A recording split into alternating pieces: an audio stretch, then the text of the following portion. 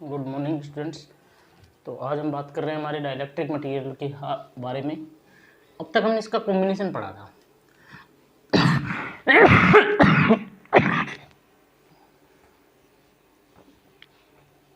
अब हमारा last topic है कि अगर डाइलेक्ट्रिक मटेरियल को कैपेसिटर प्लेट के बीच में इंसर्ट करवाए तो चार्ज पर, एनर्जी पर, कैपेसिटेंस पर, पोटेंशियल पर क्या इफेक्ट पड़ेगा।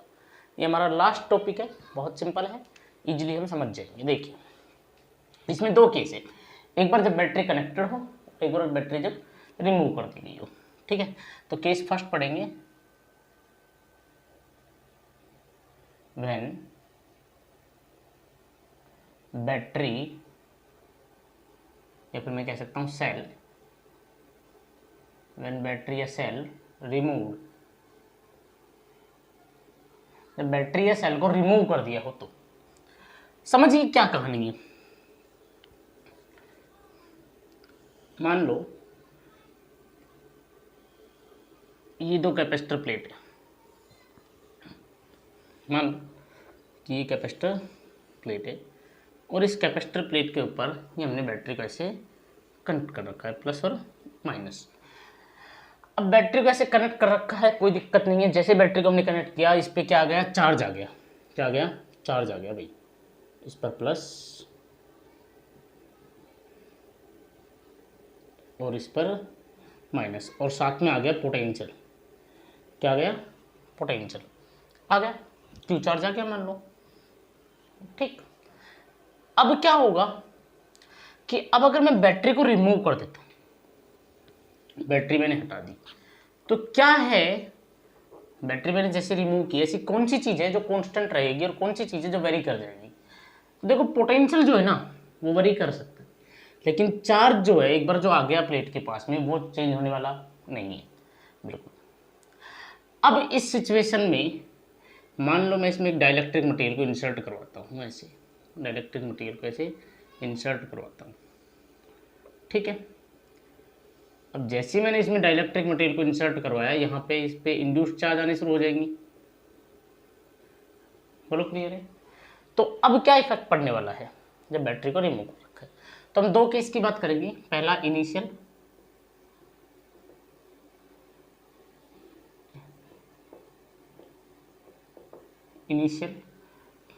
और दूसरे की बात करेंगे हम फाइनल की।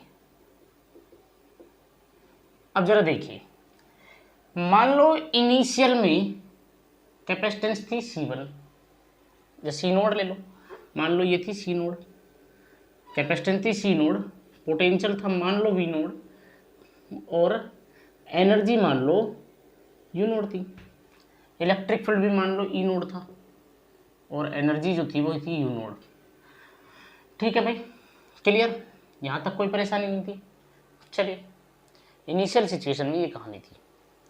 इलेक्ट्रिक फील्ड कितना होता था, सिग्मा बाई एप्सिलॉन नोट, और एनर्जी क्या कांस्टेंट था, चार्ज तो चार्ज की टर्म लिखेंगे, क्यू क्या होता था, क्यू अपॉन टू सी, तो क्यू नोड अपॉन टू सी नोड।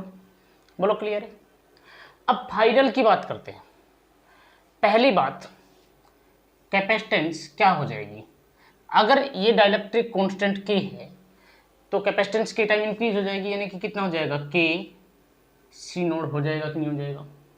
कैपेसिटेंस चेंज हुई कि नहीं हुई, चार्ज कितना था, क्यू नोड था, डाइलेक्ट्रिक मटेरियल डालने पर भी चार्ज चेंज होने वाला नहीं है, चार्ज कांस्टेंट है, चार्ज क्या है, कांस्टेंट है। बहुत बढ़िया। अब क्या होगा, पोटेंशियल की बात करें V, तो V बराबर क्या होता है आप ही बताओ, Q अपॉन C होता है कि नहीं होता है, तो कितना हो जाएगा, Q नोड अपॉन C कितना है, के सी नोड, तो Q नोड अपॉन के सी नोड। बोलो हो जाएगा नहीं हो जाएगा, यानी कि पोटेंशियल जो हो गया वो V नोड बाई के हो गया। कैपेसिटेंस क्या हुई हमारी, इंक्रीज के टाइम, जबकि पोटेंशियल हमारा क्या हुआ, के टाइम डिक्रीज हो गया। बोलो क्लियर है। ऐसे बात करें इलेक्ट्रिक फील्ड की, तो E बराबर देखो समझ में आ रहा है ना कि भाई V बराबर क्यू नोट अपॉन सी। चार्ज चेंज नहीं हो रहा, चार्ज क्यों चेंज नहीं हो रहा? क्योंकि कैपेसिटर प्लेट पर बैटरी ने एक बार चार्ज दे दिया, अब वो कहाँ जाए? चार्ज तो कंजर्व है, मर तो सकता ही नहीं है, तो चार्ज कंजर्व हो गया। और हम चार्ज सिर्फ किस पे लेते थे? पॉजिटिव प्लेट पे लेते थे। ठीक है भाई, अब देखिए उसके बाद में बात करें इलेक्ट्रिक फील्ड की। किसकी बात करें? इलेक्ट्रिक फील्ड की। तो इलेक्ट्रिक फील्ड कितना होगा? इलेक्ट्रिक फील्ड कितना होगा? आप खुद सोचो, इलेक्ट्रिक फील्ड होना क्या चाहिए, क्या चेंज आना चाहिए इलेक्ट्रिक फील्ड के अंदर? भाई देखो अगर गौर से, तो पहले इलेक्ट्रिक फील्ड कितना था? सिग्मा बाई एप्सिलॉन नॉट, और अब कितना हो जाएगा? सिग्मा बाई के एप्सिलॉन नॉट। बोलो हो जाएगा कि नहीं हो जाएगा? यानी कि भाई डाइलेक्ट्रिक मटेरियल आ गया तो के आ जाएगा, नहीं आ जाएगा? तो रियलिटी में मतलब ये हुआ कि ई नोट बाई के, मतलब इलेक्ट्रिक फील्ड भी क्या हो जाएगा? डिक्रीज। और एनर्जी की अगर हम बात करें कि एनर्जी पर क्या इफेक्ट पड़ेगा, तो क्या है? चार्ज तो सेम है, क्यू नोड अपॉन 2, सी नोड की जगह क्या आएगा? सी। और सी की वैल्यू कितनी है? के सी नोड। अरे सी आएगा, सी की वैल्यू कितनी है? सी की वैल्यू के सी नोड है कि नहीं है? यानी कि एनर्जी भी क्या हुई? पहले की एनर्जी का के टाइम, मतलब एनर्जी डिक्रीज हो गई। ये सारा फर्क पड़ता है कब? जब डाइलेक्ट्रिक मटेरियल इंसर्ट करवाएं और क्या नहीं हो? बैटरी कनेक्टेड नहीं हो। तो क्या क्या बढ़ता है, क्या क्या घटता है अगर डाइलेक्ट्रिक मटेरियल? एक बात याद रखेंगे कि जब बैटरी रिमूव कर देंगे तो चार्ज क्यू क्या हो जाएगा? कांस्टेंट। ये याद रखेंगे, जब बैटरी को रिमूव कर दिया जाए और रिमूव करने के बाद डाइलेक्ट्रिक मटेरियल इंसर्ट किया जाए तो चार्ज कांस्टेंट होगा, कैपेसिटेंस इंक्रीज होगी, बाकी सब डिक्रीज होगा। बाकी सब डिक्रीज होगा कब? जब बैटरी हटा दी गई हो। ठीक है भाई, याद रह जाएगा। चलिए अब अगली सिचुएशन, मैंने बैटरी को कनेक्ट कर रखा है। अब इस सिचुएशन में बात करते हैं। एक बात बताओ, बैटरी हमें क्या देती है? Potential difference. क्या देती है? Potential difference. तो इस सिचुएशन में जब बैटरी कनेक्ट है तो क्या कांस्टेंट हो जाएगा? क्योंकि बैटरी ने पोटेंशियल डिफरेंस फिक्स कर रखा है। तो पिछली बार चार्ज कांस्टेंट था और इस बार वी कांस्टेंट हो जाएगा। जब बैटरी कनेक्टेड हो तो पोटेंशियल कांस्टेंट हो जाएगा, पोटेंशियल कांस्टेंट हो जाएगा। अब इस सिचुएशन में बात करते हैं। पहले कैपेसिटेंस सी नोड थी, V naught, E naught, sigma, ये सब कुछ था। इसको भाई अब पोटेंशियल कांस्टेंट है तो पोटेंशियल की टर्म में लिखो, हाफ सी वी नोड का स्क्वायर। चलिए, और क्यू नोड, तो क्यू नोड क्या हो जाएगा?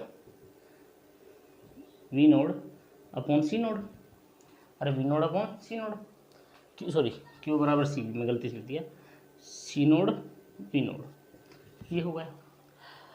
कैपेसिटेंस का आप लोगों को पता है कि एनर्जी, बिल्कुल सीधी सी बात है, जैसे डाइलेक्ट्रिक मटेरियल को इंसर्ट करेंगे कैपेसिटेंस इंक्रीज होगी, इसमें कोई शक वाली बात नहीं है, कैपेसिटेंस हमारी इंक्रीज हो गई। अब बात करें पोटेंशियल की, वो तो कांस्टेंट है, हमने पहले कह दिया। बात करते हैं इलेक्ट्रिक फील्ड की। इलेक्ट्रिक फील्ड क्या होना चाहिए? तो देखो इलेक्ट्रिक फील्ड रियलिटी में कितना है? Sigma by epsilon node. लेकिन होना डाइलेक्ट्रिक मटेरियल डालने के बाद क्या हो जाना चाहिए? सिग्मा बाई के एप्सिलॉन नोड हो जाना चाहिए कि नहीं हो जाना चाहिए? सिग्मा को क्या लिखा जा सकता है, मुझे बता दीजिए। सिग्मा को क्या लिखा जा सकता है? क्यू अपॉन ए लिखा जा सकता है। लिखा जा सकता है कि नहीं लिखा जा सकता है? लेकिन मैं इससे पहले आपको चार्ज की थोड़ी सी बातें बताऊंगा। अब क्यू चार्ज क्या हो जाएगा? चार्ज वरी करेगा। अब चार्ज कांस्टेंट नहीं रहेगा, पोटेंशियल कांस्टेंट रहेगा। तो चार्ज क्या होना चाहिए? क्यू बराबर सी वी, और क्यू बराबर सी वी, लेकिन सी कितना है? के सी नोड है, और वी कांस्टेंट है वी नोड। बोलो क्लियर है? चार्ज के टाइम इंक्रीज हो जाएगा, चार्ज के टाइम इंक्रीज हो जाएगा। अब एनर्जी की बात करो तो कितना होना चाहिए? सिग्मा बाई के एप्सिलॉन नोड होना चाहिए। सिग्मा को क्या लिखा जा सकता है? क्यू अपॉन ए, मतलब मैंने लिख दिया क्यू अपॉन ए, क्यू अपॉन ए के एप्सिलॉन नोड। चार्ज को, क्यू को, सिग्मा को लिख दिया मैंने भाई, ये सिग्मा है ना, इस सिग्मा को क्या लिख दिया मैंने? क्यू अपॉन ए। क्यू को क्या लिखा जा सकता है? ये लिखा जा सकता है, लिखो क्या लिखा गया? लिखा गया के सी नोड वी नोड, के सी नोड वी नोड अपॉन ए के एप्सिलॉन नोड, अपॉन ए के एप्सिलॉन नोड। किसी के कैंसिल कितना आ रहा है? C naught V naught upon A epsilon naught, upon A epsilon naught. अच्छा सी नोड वी नोड क्या होता था? अगर मैं यहाँ के चार्ज की बात करूँ तो C naught V naught Q naught होता था कि नहीं होता था? मतलब रियलिटी में ये Q naught upon A epsilon naught आ रहा है कि नहीं आ रहा है? और क्यू अपॉन ए को मैं वापस से क्या लिख सकता हूँ? सिग्मा, यानी कि मेरे पास वापस से क्या आ रहा है? Sigma by epsilon node. मतलब इलेक्ट्रिक फील्ड में कोई चेंज नहीं। क्यों? देखो डाइलेक्ट्रिक मटेरियल डालने से बिल्कुल सही बात है, इलेक्ट्रिक फील्ड वरी करेगा, लेकिन चार्ज के बढ़ जाने की वजह से चार्ज के टाइम इंक्रीज हुआ तो वो इलेक्ट्रिक फील्ड जो वरी किया वापस उसी पोजीशन पे पहुंच गया। तो जब बैटरी कनेक्टेड हो तो इलेक्ट्रिक फील्ड पे कोई फर्क नहीं पड़ता है, इलेक्ट्रिक फील्ड पे कोई फर्क नहीं पड़ता है। देखो कैपेसिटेंस हमें समझ में आ गई, कैपेसिटेंस इंक्रीज हो जाएगी, चार्ज इंक्रीज हो जाएगा, इलेक्ट्रिक फील्ड वरी नहीं करेगा, पोटेंशियल डिफरेंस वरी नहीं करेगा। बचा क्या? एनर्जी। क्या बची? एनर्जी। मुझे बता दीजिए ई क्या होता है? Half C V square, half C की वैल्यू कितनी है? अब की बार है के एप्सिलॉन नोड, अरे के सी नोड इंटू वी नोड का स्क्वायर, यानी कि पहले की एनर्जी का कितना टाइम? के टाइम, मतलब के ई नोड, मतलब एनर्जी के टाइम क्या हो जाएगी? इंक्रीज हो जाएगी। तो याद रखना है हम लोगों को कि जब बैटरी कनेक्टेड हो तो कैपेसिटेंस इंक्रीज होगा, चार्ज इंक्रीज होगा और एनर्जी भी इंक्रीज होगी। बोलो क्लियर है? लेकिन पोटेंशियल और इलेक्ट्रिक फील्ड में कोई चेंज नहीं आएगा, दिमाग में अच्छे से बैठा लो। ये एग्जाम में यहाँ से बहुत बार क्वेश्चन पूछे जाते हैं। दोनों क्वेश्चन आपको अच्छे से आ जाने चाहिए कि बैटरी कनेक्टेड हो तब क्या इफेक्ट पड़ेगा, बैटरी रिमूव्ड हो तो क्या इफेक्ट पड़ेगा। इसी के साथ हमारा चैप्टर होता है फिनिश। कल इसके न्यूमेरिकल्स के साथ में बात करेंगे बढ़िया तरीके से और फिर नए चैप्टर को स्टार्ट करेंगे। मिलते हैं नेक्स्ट वीडियो में।